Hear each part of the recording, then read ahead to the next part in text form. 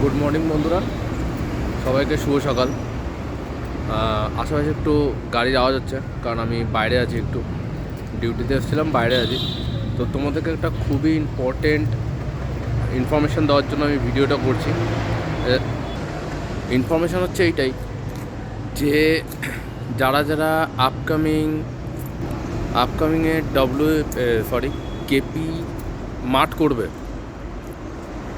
যারা in future মানে যাদের সামনে কেপির মাঠ আছে, আর যারা ইন ফিউচারে ডব্লিউপি কেপির পরীক্ষা দেবে, তাদের জন্য বলে দিচ্ছি কি PRB Paschimbanga police recruitment board গতকাল বা তার আগে খুব বড় একটা সিদ্ধান্ত নিয়েছে কি যে যারা মাঠে দৌড়ানোর সময় ইচ্ছাকৃতভাবে শর্টকাট মানে তাড়াতাড়ি করার জন্য দাগের ভেতর দিয়ে দৌড়াবে, তাদেরকে পিআরবি পরপর 3টে টেস্টে বসতে দেবে না।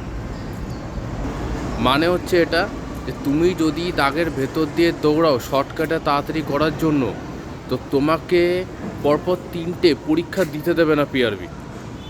ঠিক আছে, যেটুকু আমার কাছে ইনফরমেশান এলো যে এইটা করেছে পিআরবি বা করতে চলেছে ইন ফিউচারে। তো যারা ভবিষ্যতে মাঠ করবে বা করতে চলেছ, তারা একটু অ্যালার্ট থেকো। যেটুকু খবর পেয়েছি তোমাদেরকে জানিয়ে দিয়েছি, ঠিক আছে?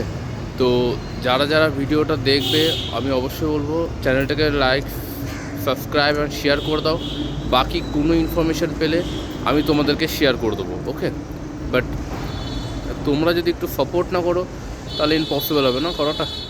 তো একটু সাপোর্ট করে দাও, বাকি খবর যা হবে আমি তোমাদেরকে দিতে থাকবো, ওকে? চলো, বেস্ট অফ লাক। যাদের সামনে মাঠ আছে ইনফরমেশান দিয়ে দিলাম, কলকাতা পুলিশ যেতে মাঠ আছে। আর ইন্টারভিউর জন্য বেস্ট অফ লাক। 29 তারিখ থেকে তোমাদের ইন্টারভিউ স্টার্ট হচ্ছে, চালু হয়ে যাবে।